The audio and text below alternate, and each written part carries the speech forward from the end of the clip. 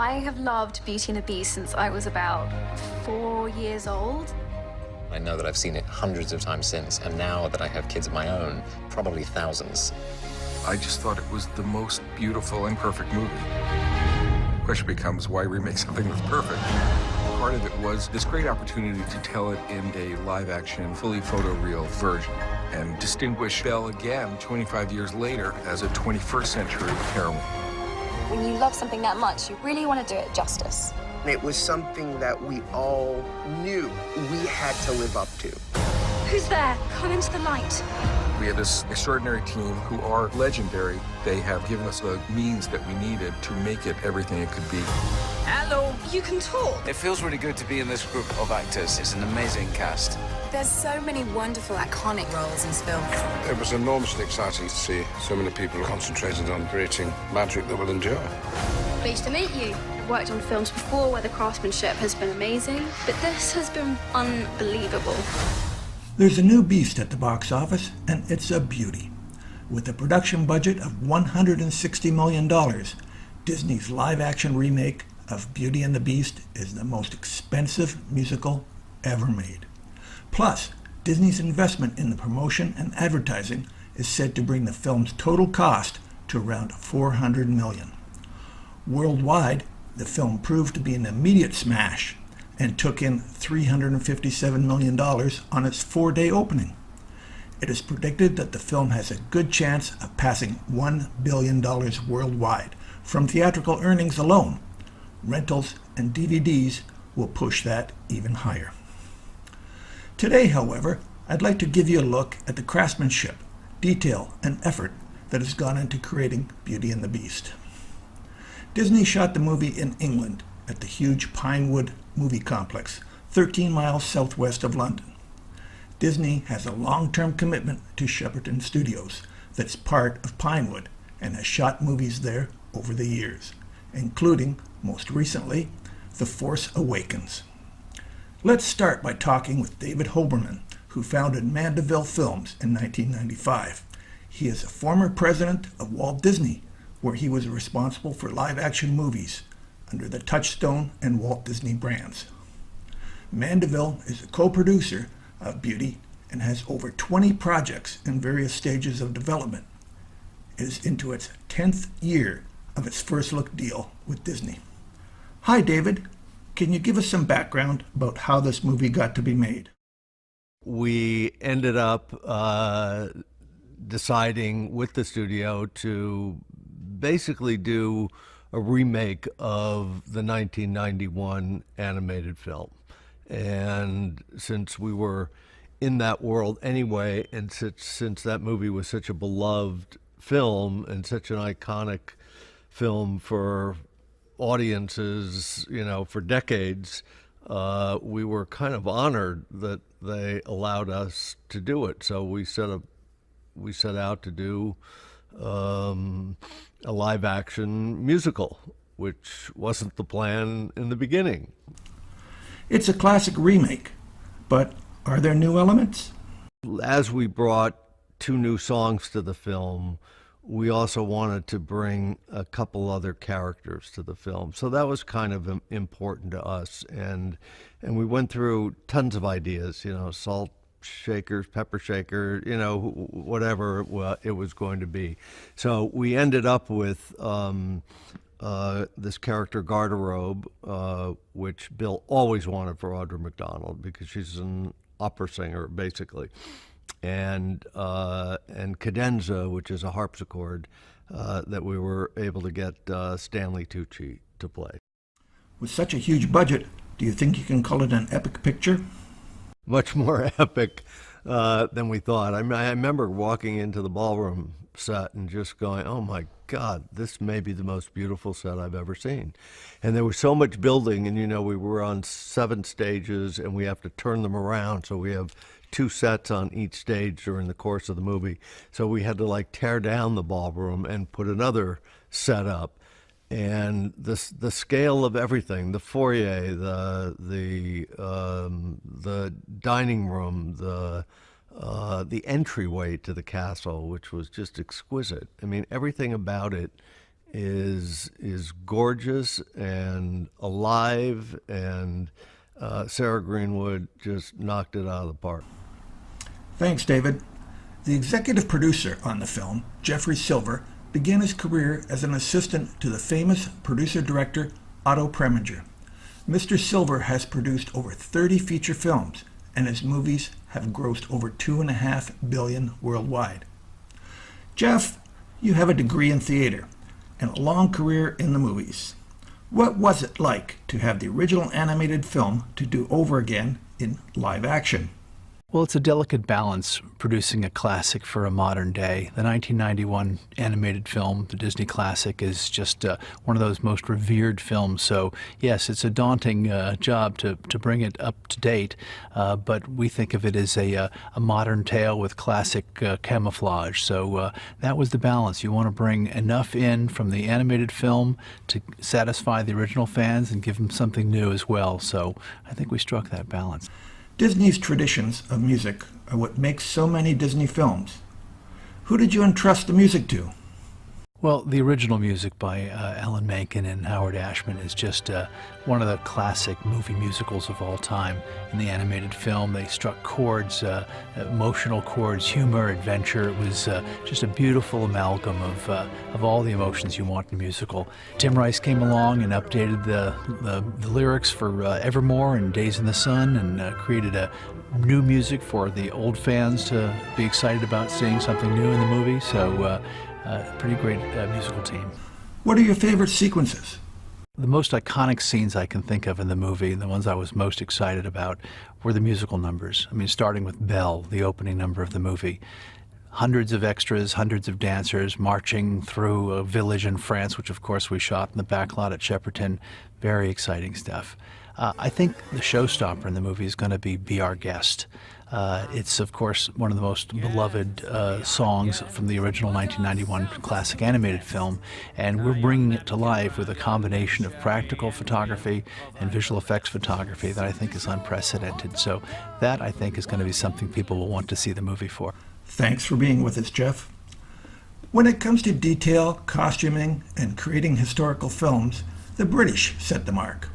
David just mentioned Sarah Greenwood, who was the production designer on this film.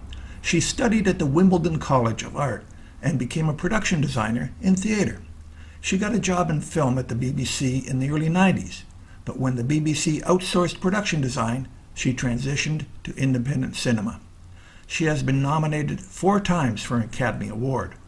Sarah has a small elite group that she likes to work with, and she brought them along to Beauty and the Beast. Let's talk with Sarah herself first. Hi, Sarah. You've made a lot of films with a lot of different people. What was it like working with the American director, Bill Condon, on this film? Working with Bill has been another great treat with this project. I mean, I've known of Bill. I have, in fact, met him in Morocco, of all places, by chance. So met him before, really liked him, really like his work. Love the fact that he goes from these very big, massive musical projects right down to very, very particular projects and kind of almost art house. Really like his sensibility, and it was a real pleasure to get this film. How do you get the most from your sets? Because we don't have the time or the money to change things dramatically within the architecture. We are doing that on the exterior terrace. There's a big change, but inside the castle, so we're doing it much more subtly. So the ballroom plays 5 times, and the first time we see it, it's frozen. So this is a kind of a metaphor for, the fact that the castle has just been left in this inert state, and the frost has crept in. So the first time we see the ballroom, it's dark, it's frozen. Maurice comes in and hears the harpsichord cadenza playing on his own, very lonely. And then we see it again. We see Belle's cleaning it up, so bringing it back to life. Cleaning the windows, the ice off the windows so the sun floods in. Then we see it for the famous waltz, where it's magical. There's a magical quality to it, where it'll be affected by VFX. We will kind of bring the universe into it. What was most challenging about set design on Beauty and the Beast? What I really like about this Beauty and the Beast, working on this film, is the fact that it's like the old technology and new technology. I mean, these are real big bang kind of old-fashioned sets. They're proper big old sets, but into that we bring the latest technology with the household stuff, with the creatures. I mean, we've made perfect model. You know, they are. You know, we have created these beautiful objects. But then they become animated. Then they become, you know, in the latest computer technology, and the latest computer technology which they'll be using with the Beast is incredible. So this combination of old and new, and in a way, you know, you had to create these sets, because if we'd been putting computer-generated creatures and into computer-generated environments, you wouldn't really be making a live-action film. So, you know, so I think it's the whole kind of concept of, and the whole idea of making this film and then making it musical, and with all the dance numbers. You know, it's just so complicated. Thanks, Sarah. Great job on managing all those variables at one time. Katie Spencer is a set director that has worked on many projects with Sarah Greenwood. She has also been nominated for an Academy Award 4 times. Hi, Katie. Dressing a set is a meticulous process that requires a lot of detailed attention. I think that's something that comes from Sarah as well. Is that I mean, I think she is very attentive to her paint finishes and things like that, and then that leads on to that. I think detail is so important. You know, you may know the shots, but you don't know where the camera is going to linger. And this is not a sort of, this is a big dress, but it's relatively simple. Whereas something like Maurice's workshop, which is a much smaller set, but the level of dressing in there, which is where he makes all the music boxes and everything like that, and working with an actor like Kevin Kline, who's very interested in sort of the backstory, you know, how you make the music, how Maurice would have made them, the mythology, the emotional sort of, I mean, it is so, I mean, for me, the detail is also the fun element. You know, you're storytelling on your own when you're dressing a set. Even if nobody sees it, we enjoy it, you know. What has been rewarding for you about Beauty and the Beast? I mean, it is my favourite fairy tale, which I think is another thrill. For me, I think it's, well, you just have such an incredible journey, to use a Disney expression, but you go from sort of a village, a sort of 50s village, 40s village, through into the castle, through to the enchantment, through to the redemptive power of love, and it's everything that a fairy tale should be, really. Thanks, Katie. Jacqueline Duran is also part of this team. She won a BAFTA Award, an Academy Award nomination for Best Costume Design, and received an Oscar for her work on Anna Karenina. Jacqueline, thanks for being with us. What was your biggest challenge in doing a remake of an animated film? I think the biggest challenge has been trying to work with the animation and the period and the expectations of the people in this film. The actors and the director, and to an extent production design, and trying to bring those things all together so that you end up with something that references the animation but has moved on from the animation and is particular to this film. How did you approach the costumes? We approached the costumes very much with the animated film in mind. So Belle's costumes are based broadly on the animated film. So we decided that the film would open with Belle's costume being an homage to the blue costume in the animation. The yellow dress was always going to be yellow in our movie as an homage to the animation. What we try to do is to reinterpret those original costumes and to flesh them out a bit, to make them real living costumes and not animated costumes. So to put texture in, to put more garments in, to make it a more complex image, but ultimately as a reference to the animation. Can you tell us about the painstaking effort you went into with the yellow dress?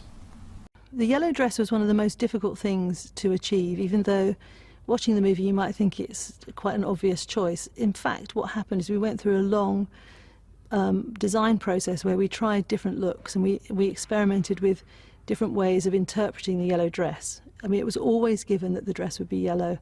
It was just about how we made it our dress and how our dress stood in relation to the animation.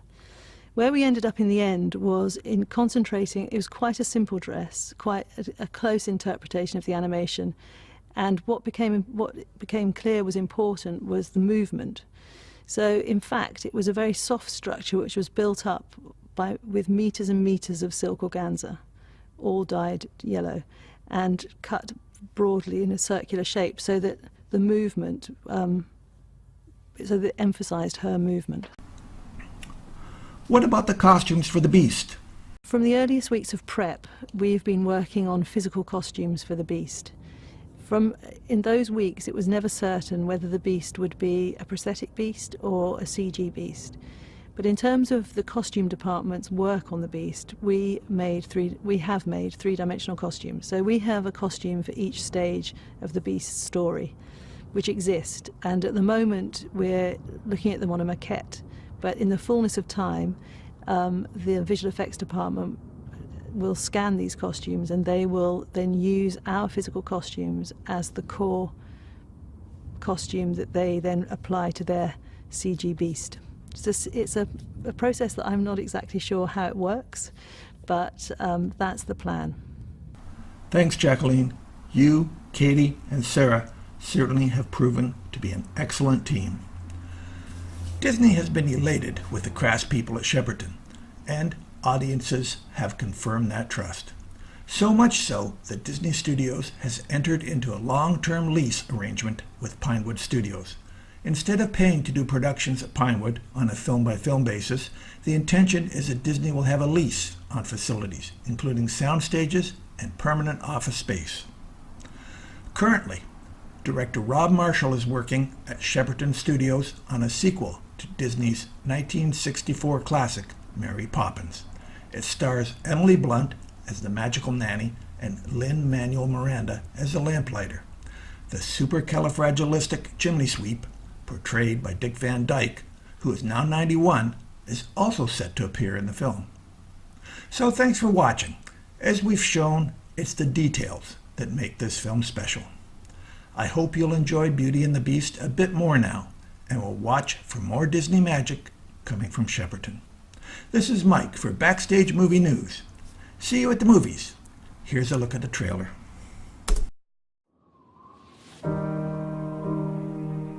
My dear Belle, you're so ahead of your time. This is a small village. You are the most gorgeous thing I've ever seen. Nobody deserves you. And it's small-minded as well. But small also means safe.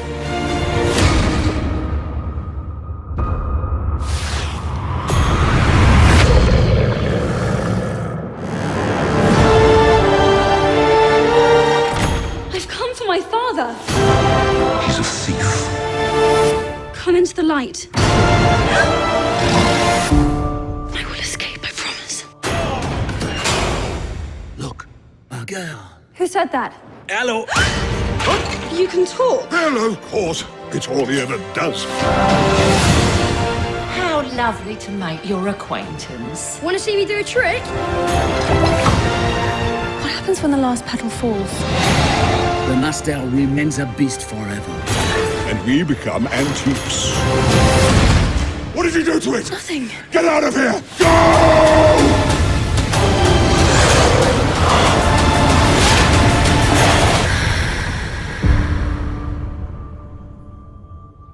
You have to help me. You have to stand. If she is the one who'll break the spell, you must finally learn to love. Have you really read every one of these books? Some of them are in Greek. True as it can be. Early evening comes, now somebody goes unexpectedly. Certain as a sun, Rising in the